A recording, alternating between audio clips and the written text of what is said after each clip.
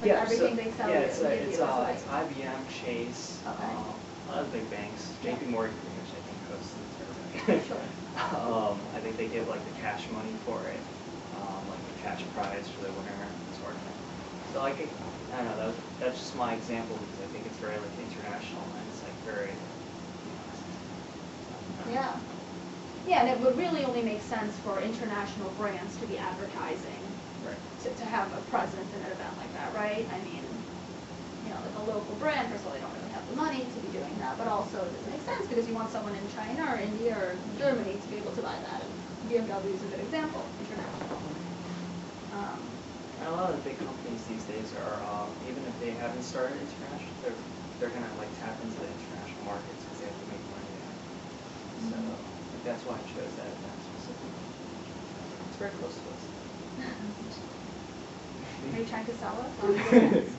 No. He actually works for USDA on site. I used to be a ball boy for 7-8 years there. Really? Oh, that's pretty cool. So you got to meet all the players. Not all of them. I mean, the ones that Yeah. raced your course. Back in the day. Okay. Yeah. So, very good. Promotion. And placement, we can just talk about. So how do they distribute their item to their customers? How is BMW distributed?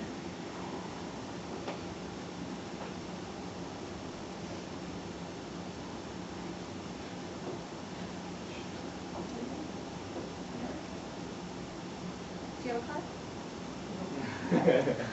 Have you ever bought a car before? No, because I never drive the public road. Only private roads?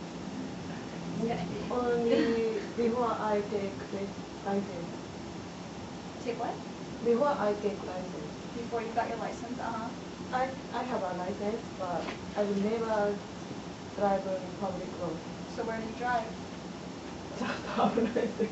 Just like in an enclosed location? Like in a parking lot? This is also I can because I am afraid of it. We're learning a lot about you right now, Midori. Okay, so you're afraid of driving in public roads. I understand. I'm also kind of afraid of it. Okay, fine. You've never bought a car, but say you wanted to buy a BMW, right? Where would you go? Where would you buy a BMW? Where? Where? Not in here. Do you know what a BMW is, right? Yes. The car. Yes. We're talking about a BMW sedan. Where would you buy that if you wanted to buy it? Showroom? What? Showroom? Showroom. A showroom. I didn't even think.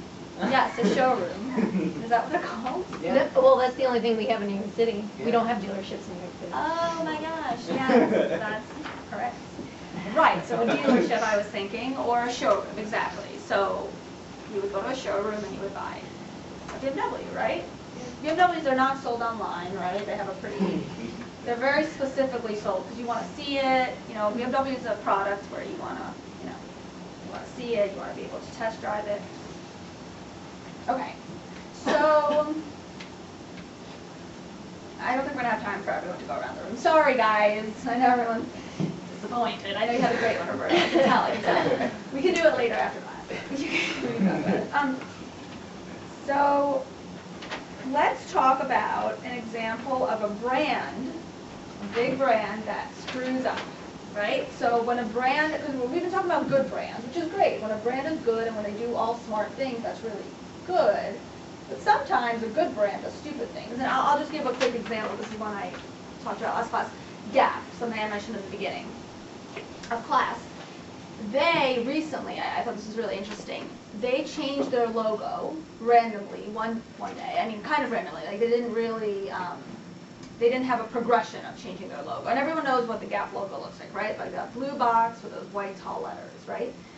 That's been around for how long? Like 100 years, right? That Gap logo. So one day, whoever, smart marketing genius, decided to just change it randomly into this other logo, which just had Gap and like this little blue square. Now this is fascinating because maybe everyone will be like, who cares? But it's fascinating because this caused such an uproar. People talking about boycotting, people boycotted Gap because Gap changed their logo without telling anyone, without kind of consulting any of their customers, you know. And Gap has a following, right? People that are consistently going there and have, you know, they've built up a good following. So these people who have been going to Gap all these years, they probably felt, I don't know, like, I mean, I would never feel like this. I don't have ever this much connection to a brand, but some people would feel like betrayed, like, why has Gap changed on me, you know, completely without kind of consulting me first. So Gap made this change, and there was this big uproar, and people said they're not going to shop there anymore, so they decided to change their brand back to their logo back to their old brand. Now, does anyone not think this is fascinating and so cool? A company, a company that makes their own decisions, right? It's not based on what the public thinks. Decides to make a decision, change something. Like their point was that they wanted to. It just got so quiet in here. They wanted to give their brand like a kind of like a refresh. You know what I mean? They've had the same look for 100 years, but they didn't realize that that look is what made them so. That's what gave them their credibility. The fact that they've been around for 100 years, right? Clearly, nobody thinks this is as cool as I do, but I just think it's kind of cool. So, you know, they're back to their old logo now. But that's also, it shows us the power of social media and the fact that, like, people now have such, consumers have such power. Consumers now have a power unlike anything they've ever had before because of social media, right? Social media allows consumers to dictate the terms of, basically, of what their product is going to be like and what their service is going to be like, right? Because if enough people, through word of mouth, have something bad to say about you or something good to say about you, but if they have something negative to say about you and they're constantly giving you bad reviews on Amazon, you don't really have any other choice as a business executive than to change your products. You know, if there's enough people where it's really strong to affect your business, and this is just people like, you know, creating like I hate Gap Facebook pages, you know? They had to change, you know, their whole marketing strategy because people didn't like their logo. Okay. Another great example of that is with what just happened with Verizon, with the fees. Everyone, and Bank of America. Well, Bank of America, I thought went through with Yeah, it. Bank of America went. Yeah, they didn't care because there's, The I guess, so $5 a big. month thing? Yeah, They didn't but do it? no, they went through with fees still. Oh, Bank I of thought America they did. stopped. I don't know. I mean, Okay. I don't. They took back the $5 fee. Yeah. They're not going to do Yeah, it. I don't know. Yeah. But Verizon. Verizon was a really big one because it all happened in 24 hours.